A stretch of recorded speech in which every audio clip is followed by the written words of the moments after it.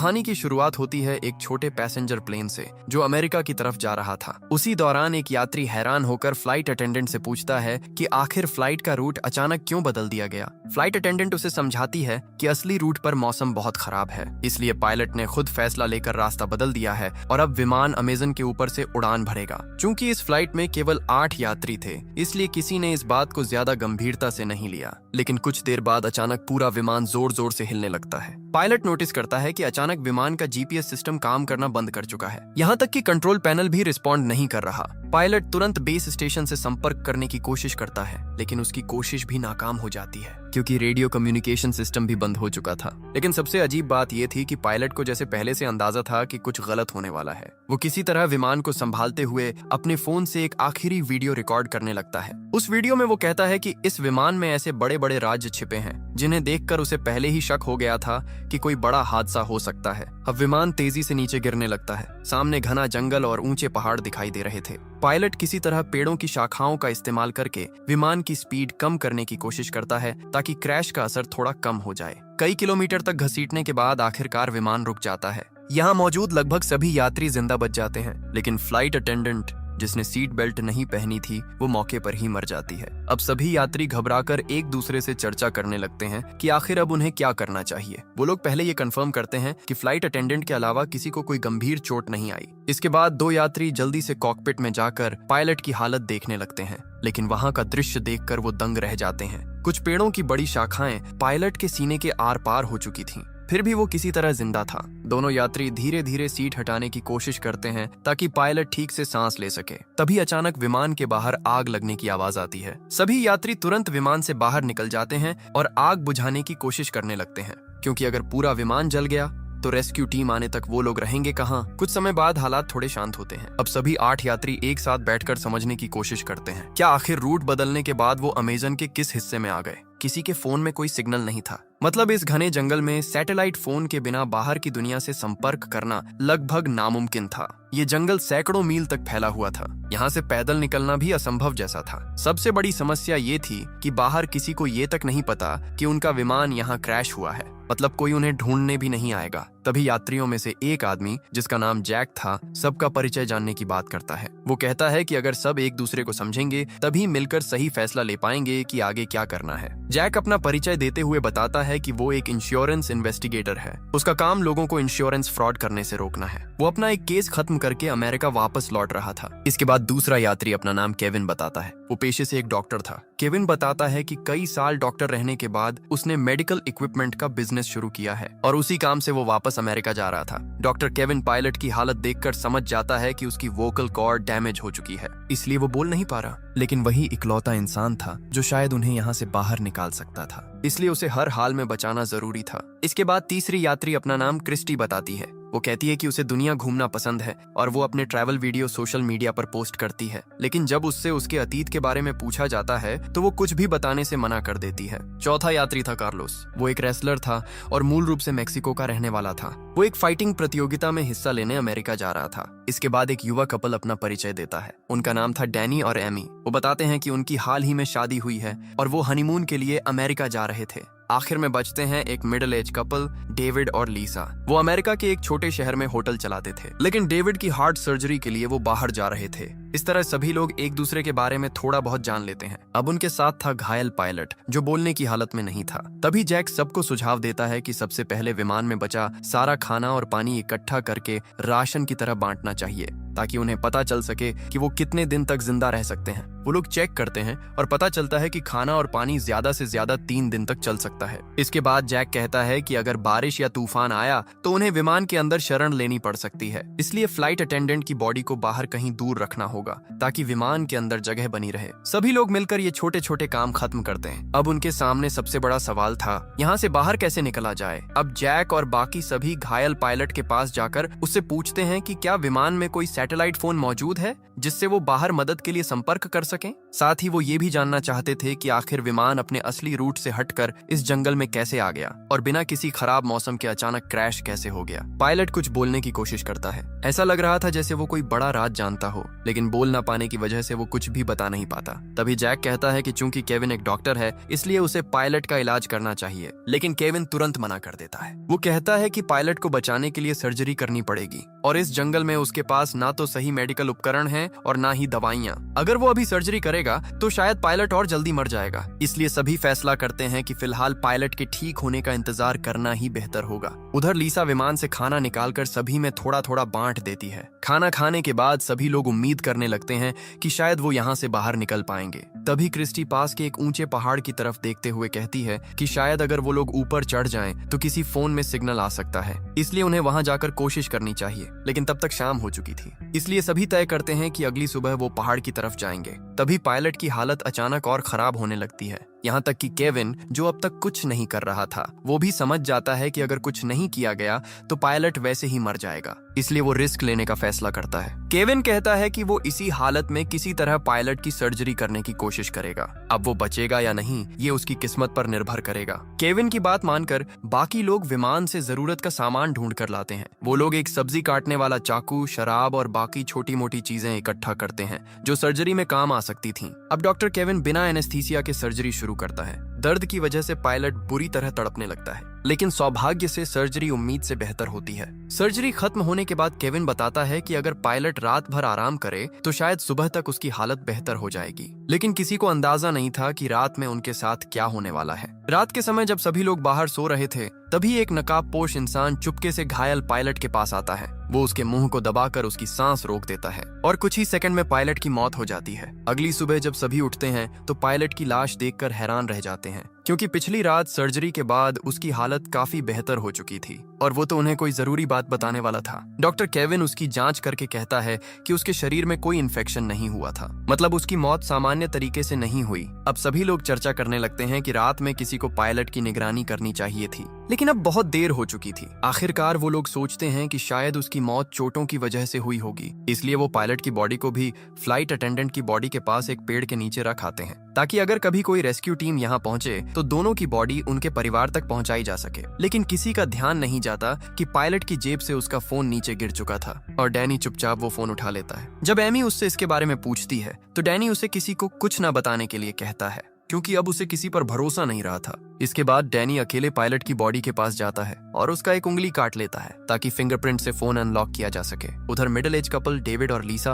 आपस में बात कर रहे होते हैं। लीसा अपने पति से कहती है कि उसे नहीं लगता पायलट की मौत सामान्य थी। वो पहले एक अस्पताल में नर्स रह चुकी थी और उसने एक बार एक मरीज को दम घुटने से मरते देखा था। लीसा बताती है कि पायलट का चेहरा भी उसी मरीज की तरह काला पड़ गया था, मतलब किसी ने जानबूझकर उसकी सांस रोकी थी। लेकिन उसने ये बात बाकी लोगों को नहीं बताई, क्योंकि साफ था कि उन 8 लोगों में से ही कोई एक कातिल था। डेविड हैरान होकर पूछता है कि आखिर कोई यात्री पायलट को क्यों मारेगा, लेकिन लीसा कहती है कि अब उन्हें ये पता लगाना होगा और अब से उन्हें बहुत सावधान रहना होगा। उन्हें खुद के अलावा किसी पर भरोसा नहीं करना चाहिए। इसी दौरान लीसा को अचानक महसूस होता है कि कोई उनकी बातें सुन रहा है, इसलिए वो तुरंत बात करना बंद कर देती है। उधर ट्रैवलर क्रिस्टी एमी के पास आकर कहती है कि उसे पता है कि डैनी और एमी असल में हनीमून पर नहीं जा रहे। अब एमी सच बता देती है। वो कहती है कि वो एक अमीर बिजनेसमैन की बेटी है और डैनी उसके घर का ड्राइवर था, लेकिन दोनों एक दूसरे से प्यार करने लगे और जब उन्हें लगा कि उनका परिवार इस रिश्ते को कभी स्वीकार नहीं करेगा तब दोनों घर छोड़कर अमेरिका भाग रहे थे। क्रिस्टी समझ जाती है कि उन्होंने बाकी लोगों से झूठ बोला था ताकि कोई उन्हें शक की नजर से न देखे। उधर कार्लोस सबको एक अच्छी खबर देता है। उसे विमान के मलबे में एक जीपीएस डिवाइस मिली थी। वो कहता है कि अगर वो इस डिवाइस को पास के पहाड़ की चोटी तक ले जाकर एक्टिवेट कर दे तो शायद मदद मिल सकती है। उसका सिग्नल बहुत दूर तक जाएगा। साथ ही कार्लोस कहता है कि डिवाइस जितनी खराब हुई है वो उसे अगले दिन तक ठीक कर देगा। ये सुनकर सभी थोड़ी राहत की सांस लेते हैं, क्योंकि आखिरकार उन्हें बाहर निकलने की एक उम्मीद दिखाई देने लगी थी। कार्लोस बताता है कि उसके पिता पहले इलेक्ट्रिशियन थे और उसने उन्हीं से ये सब काम सीखा था, लेकिन वो खुद एक फाइटर बनना चाहता था, इसलिए उसने अपने पिता का काम छोड़ दिया। तभी जैक कहता है कि ठीक है, आज कार्लोस जीपीएस डिवाइस ठीक करेगा और कल सुबह सभी पहाड़ पर चढ़कर उसे एक्टिवेट करेंगे। लेकिन तभी लीसा एक बुरी खबर देती है। वो बताती है कि उनका खाना चोरी हो गया है। हालांकि उन्हें यहाँ फंसे सिर्फ 1 दिन हुआ था। जो खाना 3 दिन तक चलना था वो लगभग खत्म हो चुका था। अब जैक और क्रिस्टी तुरंत विमान के अंदर जाकर जांच करने लगते हैं कि आखिर खाना किसने चुराया। उन्हें समझ आ जाता है कि किसी ने जानबूझकर राशन खत्म किया है। इसी दौरान जैक नोटिस करता है कि क्रिस्टी बहुत प्रोफेशनल तरीके से जांच कर रही है। तब वो कहता है कि वो कोई साधारण ट्रैवलर नहीं हो सकती, क्योंकि आम इंसान इस तरह जांच नहीं करता।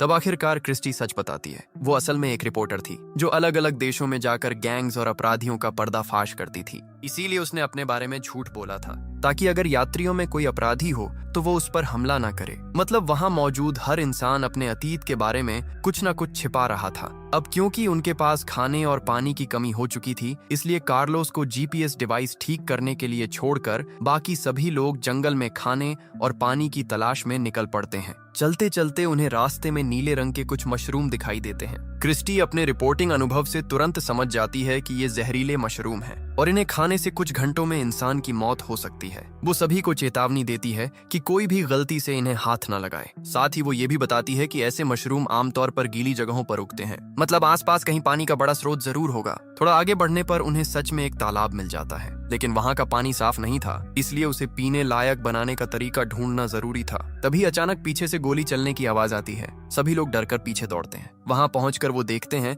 कि डेविड ने अपनी बंदूक से एक बंदर का शिकार किया है ताकि वो लोग उसे खाकर अपना पेट भर सकें। असल में डेविड और लीसा के पास एक बंदूक थी जिसके बारे में उन्होंने किसी को नहीं बताया था। लीसा कहती है कि वो लोग किसी को डराना नहीं चाहते थे, इसलिए उन्होंने ये बात छुपाई। अब डेविड के शिकार किए हुए बंदर को पकाकर सभी लोग रात का खाना खाते हैं। उधर क्रिस्टी और जैक मिलकर तालाब के पानी को साफ करने का तरीका भी निकाल लेते हैं। इस तरह कम से कम आज के लिए खाने और पानी की समस्या खत्म हो जाती है। लेकिन एमी बंदर का मांस नहीं खा पाती, इसलिए उसका हिस्सा खराब ना हो इसके लिए डेविड खुद उसका खाना भी खा लेता है। खाना खत्म होने के बाद जैक सभी से पूछता है कि क्या किसी और के पास भी डेविड और लीसा की तरह कोई खतरनाक चीज छुपी हुई है, क्योंकि अब हर किसी को सब कुछ जानने का हक था। तब कार्लोस अपना बैग खोलकर दिखाता है। उसके पास सिर्फ उसका फाइटिंग मास्क था जो उसकी फाइटर पहचान को रिप्रेजेंट करता था। साथ ही वो कहता है कि कल वो लोग जीपीएस डिवाइस के जरिए मदद के लिए सिग्नल भेज देंगे, इसलिए फिलहाल उन्हें एक दूसरे से डरने की जरूरत नहीं है। लेकिन उसी रात जब सभी लोग सो रहे थे, अचानक डेविड की तबीयत खराब होने लगती है और दूर अंधेरे में कोई इंसान छिपकर ये सब देख रहा था।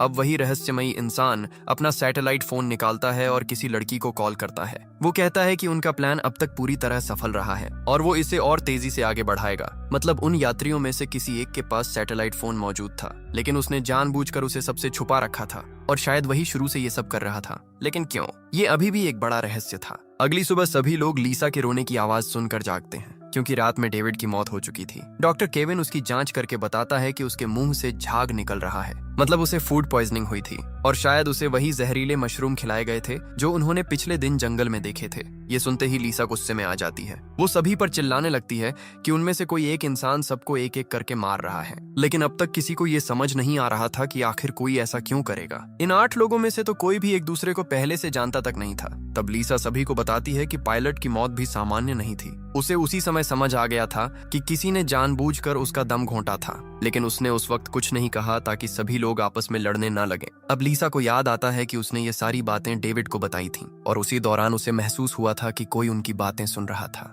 मतलब जिसने उनकी बातें सुनी उसी ने बाद में डेविड को निशाना बनाया, क्योंकि डेविड सच के करीब पहुंच चुका था। अब सभी को समझ आने लगता है कि जब उन्होंने जंगल में जहरीले मशरूम देखे थे तब किसी ने चुपके से कुछ मशरूम उठा लिए थे और रात में उन्हें डेविड के खाने में मिला दिया। सबसे डरावनी बात ये थी कि डेविड ने एमी का खाना भी खाया था, मतलब शायद असली निशाना एमी थी। अब वहां मौजूद हर इंसान डर जाता है, क्योंकि अगर उनमें से कोई एक कातिल है तो हर किसी की जान खतरे में थी। ऊपर से विमान का अचानक क्रैश होना, फिर एक एक करके लोगों का मरना, ये सब साफ इशारा कर रहा था कि ये कोई हादसा नहीं बल्कि पहले से बनाई गई योजना थी। अब सभी लोग अलग अलग रहने लगते हैं, क्योंकि कोई भी किसी पर भरोसा नहीं कर पा रहा था। उधर डैनी एमी को पायलट का फोन दिखाता है जिसे उसने पहले छुपा लिया था। उस फोन में पायलट की आखिरी वीडियो रिकॉर्डिंग मौजूद थी। वीडियो में पायलट खुद कह रहा था कि विमान में कोई बहुत बड़ा राज छुपा हुआ है और विमान को जानबूझकर क्रैश करवाया गया है। डैनी और एमी वो वीडियो बाकी सभी को भी दिखा देते हैं। अब सभी पूरी तरह यकीन कर लेते हैं कि यहाँ सच में कोई बड़ा खेल चल रहा है और पिछले दोनों लोगों की मौत महज हादसा नहीं थी। इसी दौरान कार्लोस बताता है कि उसने आखिरकार जीपीएस डिवाइस ठीक कर ली है। अब उन्हें सिर्फ पहाड़ की चोटी तक पहुंचकर उसे एक्टिवेट करना था, लेकिन अब कोई किसी पर भरोसा नहीं कर रहा था, क्योंकि अगर असली कातिल उनके बीच मौजूद था तो वो कभी नहीं चाहेगा कि मदद पहुंचे। अगर जीपीएस चालू हो गया तो सभी लोग यहाँ से बच निकलेंगे। अब सभी चर्चा करने लगते हैं कि पहाड़ पर कौन जाएगा और कौन नीचे कैंप की सुरक्षा करेगा। आखिरकार जैक कहता है कि वो नीचे रहकर कैंप संभालेगा, जबकि कार्लोस, डॉक्टर केविन और क्रिस्टी पहाड़ पर जाकर जीपीएस डिवाइस इंस्टॉल करेंगे। तीनों लोग अब डिवाइस लेकर पहाड़ की तरफ बढ़ने लगते हैं। उनका प्लान साफ था, अगर उनमें से कोई एक कातिल निकला तो बाकी 2 लोग मिलकर उसे संभाल लेंगे। उधर चढ़ाई के दौरान कार्लोस च्यूइंग गम चबाने लगता है। तभी क्रिस्टी उसके गम के रैपर को देखकर समझ जाती है कि ये उसी खाने का हिस्सा था जो पहले चोरी हुआ था, मतलब खाना कार्लोस ने चुराया था। अब क्रिस्टी के मन में शक पैदा होने लगता है कि शायद वही असली कातिल भी हो सकता है, लेकिन वो अभी किसी को कुछ नहीं बताती। वो चुपचाप कार्लोस पर नजर रखने लगती है। साथ ही सावधानी के लिए वो जीपीएस डिवाइस भी कार्लोस से लेकर खुद संभाल लेती है, क्योंकि उसे डर था कि कहीं कार्लोस डिवाइस को नुकसान न पहुंचा दे। अब तीनों धीरे धीरे पहाड़ की चोटी की तरफ बढ़ते रहते हैं। कई घंटों की मुश्किल चढ़ाई के बाद आखिरकार वो लोग ऊपर पहुंच जाते हैं, लेकिन तभी अचानक क्रिस्टी का पैर फिसल जाता है और वो पहाड़ के किनारे से नीचे लटक जाती है। सबसे खतरनाक बात ये थी कि जीपीएस डिवाइस भी किनारे के पास गिर चुकी थी। अगर वो डिवाइस नीचे गिर जाती तो यहाँ से बाहर निकलने की उनकी आखिरी उम्मीद खत्म हो जाती। इसलिए अपनी जान जोखिम में डालकर क्रिस्टी सबसे पहले डिवाइस पकड़ लेती है। उधर कार्लोस और केविन अपनी जान की परवाह किए बिना क्रिस्टी को ऊपर खींचने लगते हैं और आखिरकार वो दोनों मिलकर क्रिस्टी और डिवाइस दोनों को बचा लेते हैं। इस घटना के बाद तीनों के बीच थोड़ा भरोसा बनने लगता है, क्योंकि अगर उनमें से कोई कातिल होता तो वो आसानी से बाकी लोगों को मरने के लिए छोड़ सकता था, लेकिन उन्होंने एक दूसरे की जान बचाई। अब आखिरकार कार्लोस जीपीएस डिवाइस इंस्टॉल करना शुरू करता है। उधर डॉक्टर केविन अपने फोन में सिग्नल चेक करता है, लेकिन अब भी कोई नेटवर्क नहीं था। मतलब अब उनकी आखिरी उम्मीद सिर्फ यही जीपीएस डिवाइस थी। कुछ देर बाद कार्लोस खुश होकर बताता है कि डिवाइस आखिरकार एक्टिवेट हो चुकी है और कुछ घंटों में उसका सिग्नल दूर तक पहुंच जाएगा। अब सूरज डूबने लगा था, इसलिए तीनों वापस कैंप की तरफ लौटने लगते हैं। उधर नीचे कैंप में मौजूद बाकी लोग अब एक दूसरे पर बिल्कुल भरोसा नहीं कर पा रहे थे। लीसा अपनी बंदूक लेकर जैक को दूर रहने के लिए कहती है, क्योंकि अपने पति की मौत के बाद अब उसे हर इंसान पर शक होने लगा था। उधर डैनी भी एमी पर गुस्सा करने लगता है। वो एमी से कहता है कि अब से वो किसी और से बात नहीं करेगी और हर चीज वही संभालेगा। लेकिन अब एमी खुद डैनी पर शक करने लगी थी। उसे लगने लगा कि शायद उसने अपने ड्राइवर के साथ भागकर बहुत बड़ी गलती कर दी, क्योंकि वो डैनी के अतीत के बारे में कुछ भी नहीं जानती थी। वो सिर्फ प्यार में अंधी होकर उसके साथ भाग आई थी और अब इस जंगल में एक एक करके लोग मर रहे थे। एमी की बातें सुनकर डैनी गुस्से में चिल्लाने लगता है। वो कहता है कि अगर वो ना होता तो एमी अब तक मर चुकी होती। डैनी का ये रूप देखकर एमी डर जाती है, क्योंकि उसने पहले कभी उसे इतना गुस्से में नहीं देखा था। अब उसे अपने फैसले पर पछतावा होने लगता है। इसी बीच नीचे मौजूद चारों लोग एक दूसरे को शक की नजर से देखते रहते हैं। कुछ देर बाद पहाड़ से लौटकर कार्लोस, केविन और क्रिस्टी वापस कैंप पहुंचते हैं। वो बताते हैं कि जीपीएस डिवाइस सही तरीके से एक्टिवेट हो चुकी है और अगर किस्मत अच्छी रही तो अगले दिन तक कोई न कोई रेस्क्यू टीम वहां पहुंच जाएगी। अब बचे हुए 7 लोग अजीब खामोशी में रात का खाना खाते हैं। हर कोई बस यही सोच रहा था कि किसी तरह उन्हें सिर्फ अगली सुबह तक जिंदा रहना है। रात होते ही सभी सो जाते हैं, लेकिन कार्लोस अकेले अपनी फाइटिंग प्रैक्टिस शुरू कर देता है। वो अपनी प्रतियोगिता के लिए तैयारी पूरी करना चाहता था। कार्लोस अपने सपनों को लेकर इतना जुनूनी था कि इस भयानक हालत में भी उसका ध्यान सिर्फ प्रैक्टिस पर था। इसी वजह से उसने पहले खाना भी चुराया था ताकि उसकी डाइट खराब ना हो। लेकिन तभी अचानक कार्लोस देखता है कि सामने अंधेरे में कोई काले कपड़ों में खड़ा है और सबसे डरावनी बात यह थी कि उस इंसान ने कार्लोस का फाइटिंग मास्क पहन रखा था। कुछ समझ पाता उससे पहले ही वो रहस्यमय इंसान कार्लोस पर चाकू से हमला कर देता है और कुछ ही सेकंड में कार्लोस की हत्या हो जाती है। अगली सुबह जब सभी उठते हैं तो कार्लोस कहीं दिखाई नहीं देता। तब जैक कहता है कि उन्हें अलग अलग होकर उसे ढूंढना चाहिए, लेकिन डॉक्टर केविन याद दिलाता है कि अगर जीपीएस डिवाइस काम कर रही है तो अब तक रेस्क्यू टीम आ जानी चाहिए थी। उन्हें नहीं पता था कि रात में किसी ने चुपके से जीपीएस डिवाइस की वायर काट दी थी, मतलब कोई सिग्नल बाहर जा ही नहीं रहा था। इस सच्चाई से अनजान बाकी लोग जंगल में कार्लोस को ढूंढने निकल पड़ते हैं, लेकिन काफी देर तक खोजने के बाद भी कार्लोस कहीं नहीं मिलता। तब केविन कहता है कि उन्हें दोबारा पहाड़ पर जाकर जीपीएस डिवाइस चेक करनी चाहिए। क्रिस्टी भी उसके साथ जाने को तैयार हो जाती है, क्योंकि अब किसी को अकेले भेजना बहुत खतरनाक था। दोनों पहाड़ की तरफ बढ़ने लगते हैं। रास्ते में अचानक उन्हें आसमान में बहुत सारे पक्षी एक जगह मंडराते दिखाई देते हैं। ये देखकर दोनों समझ जाते हैं कि वहाँ जरूर कुछ हुआ है, इसलिए वो पहाड़ की तरफ जाने के बजाय उसी दिशा में बढ़ने लगते हैं और वहाँ पहुंचकर उनका दिल दहल जाता है, क्योंकि वहाँ कार्लोस की लाश पड़ी थी। किसी ने पिछली रात उसकी हत्या करके उसकी बॉडी वहाँ फेंक दी थी। अब केविन और क्रिस्टी वापस कैंप लौटते हैं और बाकी लोगों को बताते हैं कि उन्होंने एक और साथी खो दिया है। अब सभी का शक सीधे डैनी और एमी पर जाने लगता है, क्योंकि पिछली रात कार्लोस उन्हीं दोनों के सबसे पास सोया था। हालांकि डैनी समझाने की कोशिश करता है कि वो ऐसा क्यों करेगा, लेकिन अब हर किसी के दिमाग में एक ही सवाल घूम रहा था, अगर उनमें से कोई एक कातिल है तो आखिर उसका मकसद क्या है? वो एक एक करके सबको क्यों मार रहा है? तभी लीसा बताती है कि पिछली रात उसकी बंदूक की सारी गोलियां चोरी हो गईं। उसके पास अब सिर्फ एक आखिरी गोली बची थी जो उसकी जेब में थी। ये सुनकर केविन कहता है कि जब उसने डैनी का इलाज किया था तब उसने उसकी पीठ पर एक टैटू देखा था और ऐसा टैटू आमतौर पर गैंग के लोग बनवाते हैं। मतलब डैनी किसी गैंग से जुड़ा हो सकता है। ऊपर से एमी भी उसके अतीत के बारे में कुछ नहीं जानती थी, इसलिए शक और बढ़ जाता है। लेकिन डैनी कहता है कि वो टैटू उसने खुद नहीं बनवाया था, उसे झूठे केस में जेल भेजा गया था और वहाँ गैंग के लोगों ने जबरदस्ती उसके शरीर पर वो टैटू बना दिया। वो कहता है कि जेल से निकलने के बाद उसने अपनी जिंदगी बदलने की कोशिश की और तभी उसे एमी के घर ड्राइवर की नौकरी मिली। वहीं उसे एमी से प्यार हो गया। डैनी साफ कहता है कि वो अपराधी नहीं है और वो ये सब नहीं कर रहा। साथ ही वो एमी को ये भी बताता है कि शुरुआत में वो उसके पैसों की तरफ आकर्षित हुआ था, लेकिन बाद में उसे सच में एमी से प्यार हो गया और अब वो उसे बचाने के लिए कुछ भी कर सकता है। इसी दौरान शाम हो जाती है और अचानक जंगल में तेज तूफान और भारी बारिश शुरू हो जाती है। सभी लोग भागकर वापस विमान के अंदर आ जाते हैं, लेकिन तभी उन्हें आखिरकार वो चीज दिखाई देती है जिसकी वजह से शायद ये सब हो रहा था। बारिश के कारण विमान की छत का एक हिस्सा टूट जाता है और वहां से कई बड़े बैग नीचे गिरते हैं। जब जैक छत हटाकर ठीक से देखता है तो सभी दंग रह जाते हैं, क्योंकि उन बैग्स के अंदर सफेद रंग के कई पैकेट भरे हुए थे। सभी तुरंत समझ जाते हैं कि ये ड्रग्स हैं और उनकी कीमत करोड़ों में होगी। अब धीरे धीरे सारी बातें साफ होने लगती हैं। एयरलाइन असल में सामान्य यात्रियों की आड़ में ड्रग्स की तस्करी कर रही थी। शायद इसी वजह से उनकी फ्लाइट टिकट बाकी फ्लाइट से इतनी सस्ती थी। अब डैनी, जिसने पहले गैंग के साथ काम किया था, वो तुरंत पहचान जाता है कि ये बहुत बड़ा ड्रग ऑपरेशन है। उसे समझ आ जाता है कि शायद एयरलाइन का राज किसी तरह लीक हो गया था और इसलिए विमान को जानबूझकर इस जंगल में क्रैश करवाया गया। अब सभी ये समझ जाते हैं कि उनके बीच मौजूद कातिल शायद इन ड्रग्स पर कब्जा करना चाहता था, लेकिन फिर भी कई सवाल बाकी थे। अगर मकसद सिर्फ ड्रग्स हासिल करना था तो फिर बाकी लोगों को मारने की क्या जरूरत थी। इसी बीच अचानक एमी डरकर विमान से बाहर भाग जाती है। उसे लगता है कि जिसने भी ये सब किया है वो अब उन्हें भी मार देगा। तब डैनी तुरंत उसके पीछे भागता है। उधर केविन कहता है कि किसी को अकेले बाहर नहीं जाना चाहिए। इसके बाद लीसा भी बंदूक लेकर एमी को ढूंढने बाहर निकलती है। बाहर तेज बारिश और तूफान की वजह से कुछ भी साफ सुनाई नहीं दे रहा था।